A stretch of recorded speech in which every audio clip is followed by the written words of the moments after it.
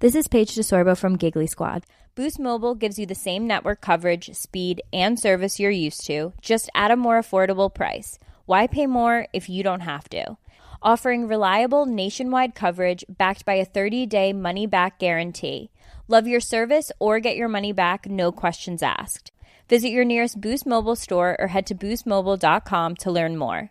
After 30 gigabytes, customers may experience slower speeds. Customers who cancel within 30 days of activation will have Boost service fees refunded. Activation fees, if applicable, and phone payments will not be refunded.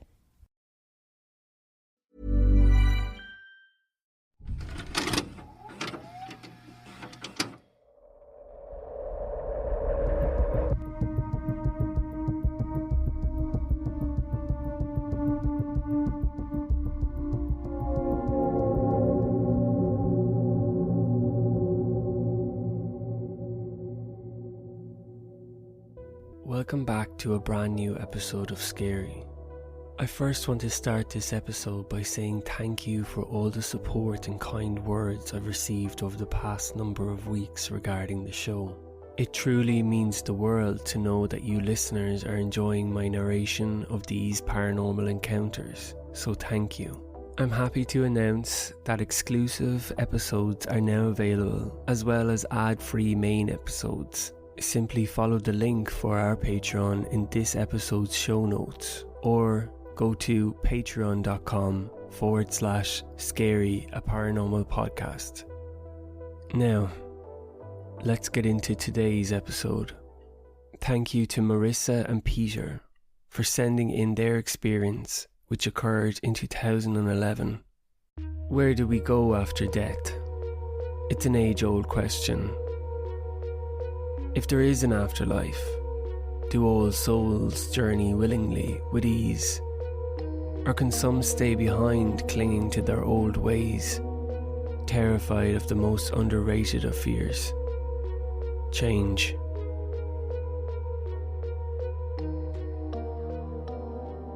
Our experience began in 2011 after we bought a new home about 50 miles from Portland, Oregon. We got a great deal on the house. It fitted our budget, and besides some decorating updates that were badly needed, it was perfect. One thing about the house, however, was if somebody blindfolded you and placed you in the kitchen, you'd swear you'd been transported to the 1970s. It had wooden cabinets, and the wallpaper was mainly mustard colour with lime-coloured psychedelic patterns throughout it. When you'd first look at it, it was like your brain was sensory overload. We purchased the house off a quiet and introverted brother and sister whose mother had passed away about 6 months ago. They were the type of people who wouldn't start up a conversation, but were always kind and polite and very helpful if we had issues or any questions after we moved in. Both of them said they lived less than an hour's drive away from the house. The first week after we moved in, I guess you could say we caught the sister driving by the house. For some context, the house is situated off a main road. I guess you would call it a dirt road, but it leads to nowhere, dead end. There would be no reason to drive down the road unless you were coming to our house, or I suppose you were lost. But regardless, I spotted her face driving slowly past. I waved to her, expecting her to wave back, but she continued passing the house, turned her car, then drove off. Definitely strange. When I said it to my partner, they argued maybe she just wanted to see her mother's house again. Places hold memories, good and bad. Maybe she was reminiscing or looking for closure. Our conversation ended with me feeling sorry for her. Being new to the area with no friends, I contemplated messaging her the next day and asking her to call over.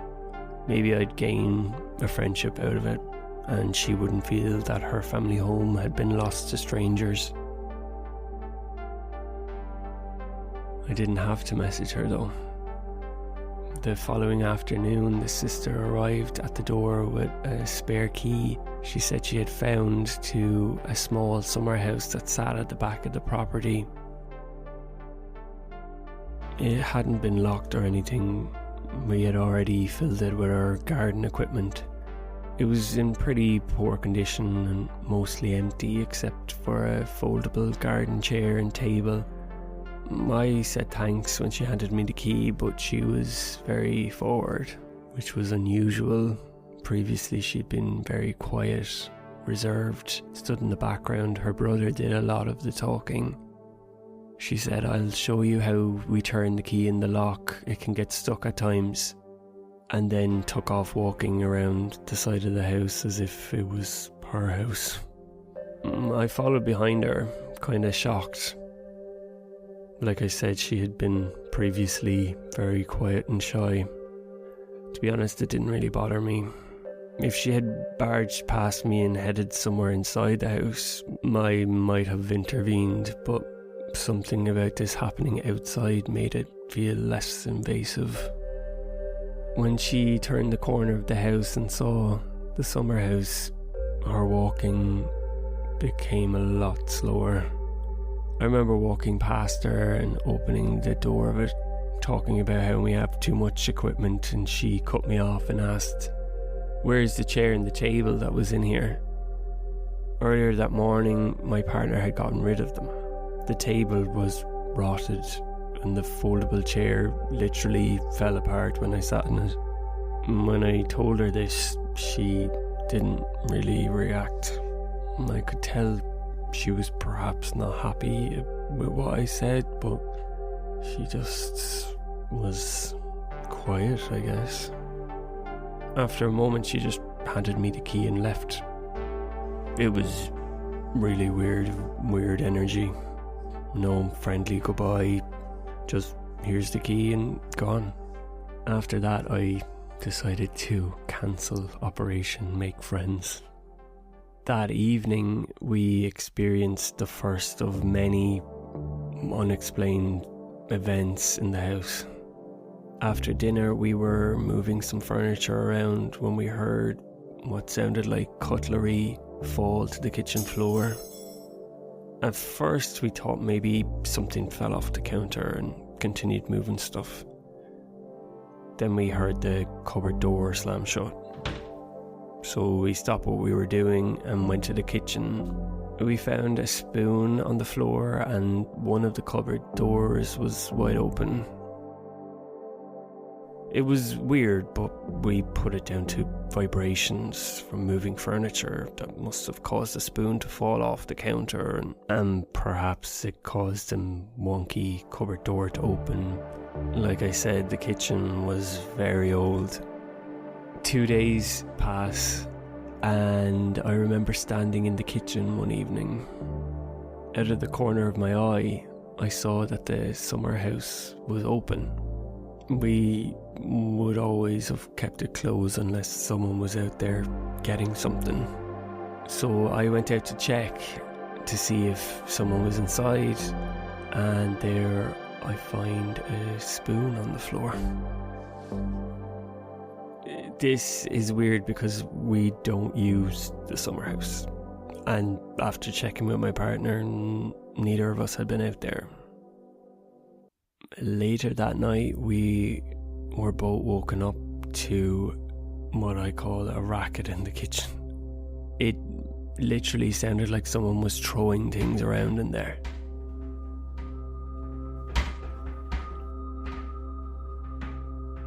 Both of us hopped out of bed thinking we were being robbed, made our way to the kitchen and found everything perfectly fine, except for a mug and spoon on the countertop. About 2 weeks after this, I was washing up at the kitchen sink when something caught my eye outside. It was a fleeting shadow, not quite like someone walking past, but more like a bird that flew very close to the window and landed on the ground underneath. It was like a vertical movement, top to bottom. I didn't investigate it and just continued on cleaning up. Just as I was finished, I heard 2 knocks on the kitchen window. This alarmed me. We don't live in a town or city, it's pretty rural, and we still didn't know any of our neighbours at this point. So I shouted to my partner to say that someone is outside.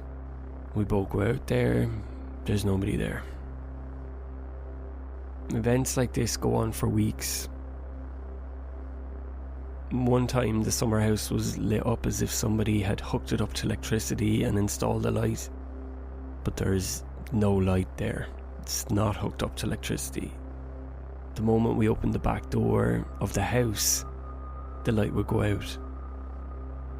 Another time we heard a whistling kettle come to a boil in the middle of the night, and just as we'd reached the kitchen it would stop. Another time my partner said that they saw a figure of somebody entering the summer house, and when they went out to look there was nobody there.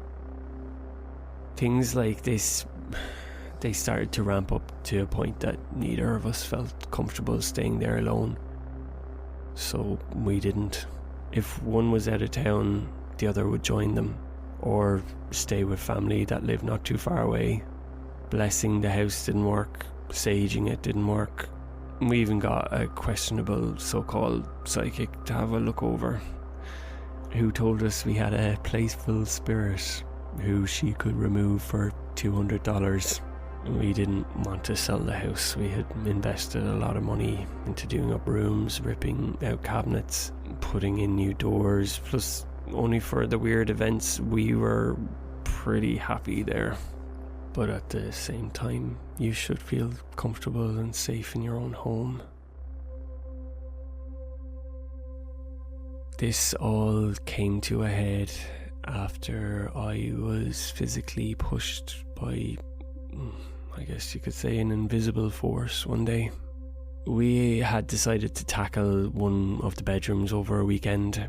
A lot of these rooms had old style built-in wardrobes that I can imagine at one stage were white but were now stained yellow from smoke or maybe just some reaction in the paint that occurred over time.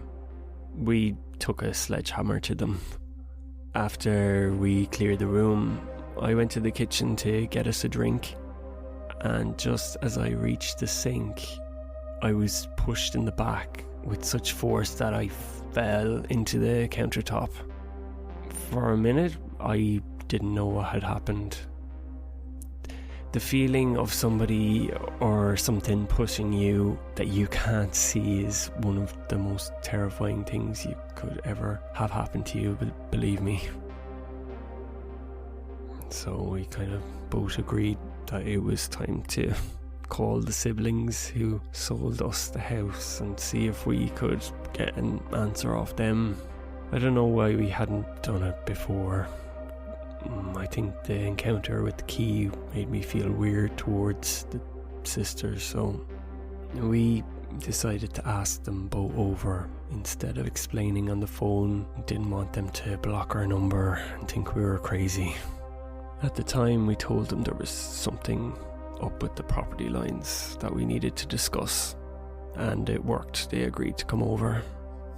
After some back and forth and after some time, we built up the courage to tell them that we had been experiencing some weird events in the house. I explained everything to them. They just sat and listened. But when we were finished, the brother said, "That's Mom." It turns out that their mother was a very difficult lady. The sister called her a nasty woman, so I presume the relationship wasn't too good. She said their upbringing was quite strict. She speculated that her mother perhaps wasn't happy about the garden chair and table being moved from her favourite spot. It was obvious the brother knew about this too. He was nodding in agreement while she spoke. Apparently their mother would sit in the summer house every day for a couple of hours in the morning and evening, they said, drinking tea in her later years. She would insist that they hold a key to it, however, and they told us that she would call them saying she had lost her key and demand that they drive over to lock or open the door for her. These trips apparently would end in their mother talking down to them and complaining about something. They said it was never a good encounter. It was always negative, that they had not been doing something she wanted them to do, and complaining about their life and just very angry. I told them about being pushed in the kitchen, and the brother said that she had been physical with them at times and that would be her style.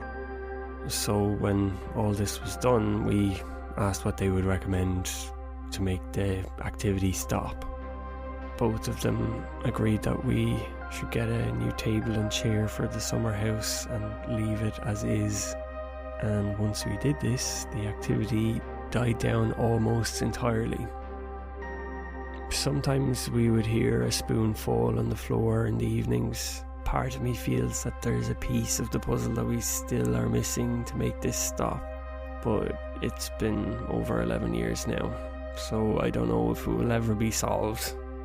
As for the summer house, we don't go near it. I think it's best just to leave it as is.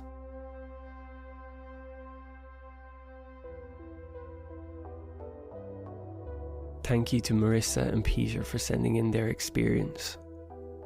If you have your own paranormal experience that you would like to share, please send it to scaryaparanormalpodcast@gmail.com, and it just might be brought back to life again here on the show.